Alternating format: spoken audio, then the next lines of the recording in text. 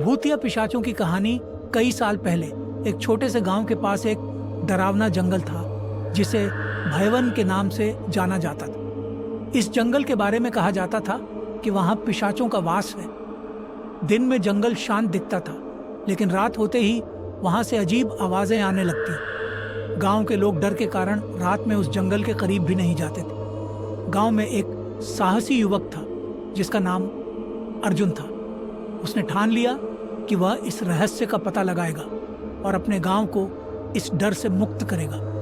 गांव के बुजुर्गों ने उसे रोकने की कोशिश की, लेकिन अर्जुन ने उनकी बात नहीं मानी। एक रात वह अपनी तलवार और एक जलता हुआ मशाल लेकर जंगल में गया। जंगल में प्रवेश करते ही अर्जुन को ठंडी हवाएं महसूस हुई।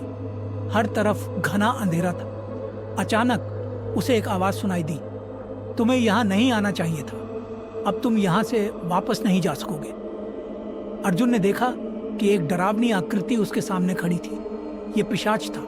उसकी लाल जलती आंखें और नुकीले दांत देखकर अर्जुन समझ गया कि यही पिशाच है। पिशाच ने अर्जुन पर हमला किया, लेकिन अर्जुन ने साहस दिखाते हुए अपनी तलवार से उसका सामना किया। लड़ाई शुरू हो गई। पिशाच हवा में गायब हो जाता और फिर अचानक प्रकट होकर अर्जुन पर वार करता। अर्जुन ने हिम्मत नहीं हारी और अपने दादा से सुने मंत्र को याद किया। अर्जुन ने अपनी मशाल उठाई और जोर से मंत्र का जाप करने लगा। जैसे ही मंत्र की आवाज चारों तरफ गूंजी, पिशाच चीखने लगा। उसकी शक्तियां कमजोर पड़ने लगी। अंत में पिशाच आग की लपटों में जलकर खत्म हो गए। उस रात के बाद जंगल से डरावनी आवाजें आनी बंद हो गईं।